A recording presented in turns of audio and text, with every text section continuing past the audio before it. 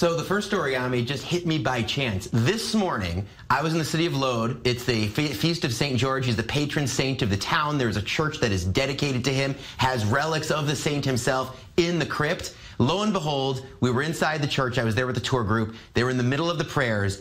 And then all of a sudden, we start to hear screams. We start to hear people yelling. And the other side of the church, they were protesters there, coming in the middle of the service. What is it that they were protesting? Land sales by the Greek Orthodox Patriarch to, it's not clear who to, but potentially to Jewish owners, including in Jerusalem.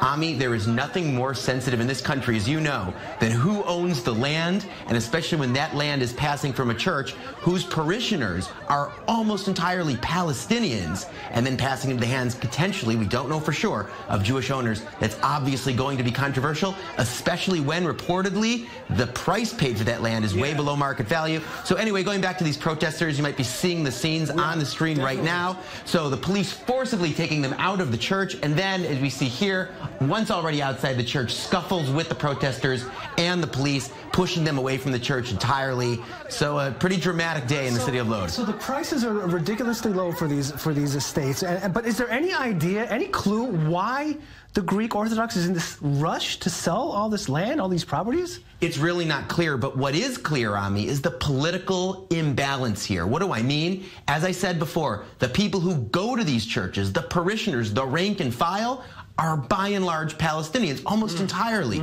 But who appoints the patriarch? Greece. So there's a real imbalance here politically in terms of who controls the church and who actually goes to the church, who is part of the church, and who controls the church's land. One other thing that I found fascinating, the scenes that you're seeing here, you'll see them almost only on I-24 News. The only other media outlet I saw there was one Arabic language outlet. I, of course, just happened to be there. It just shows on me how much of the news we see is a function of where the media happens to be. There are plenty of scenes like this that we do see on our television screens, plenty of stories that we see covered that are a lot less dramatic and even less interesting than this. But again, it's where the media happens to be, and in this case, the media happened not to be there. So you'll see it here on I-24 News, and that might just be about it.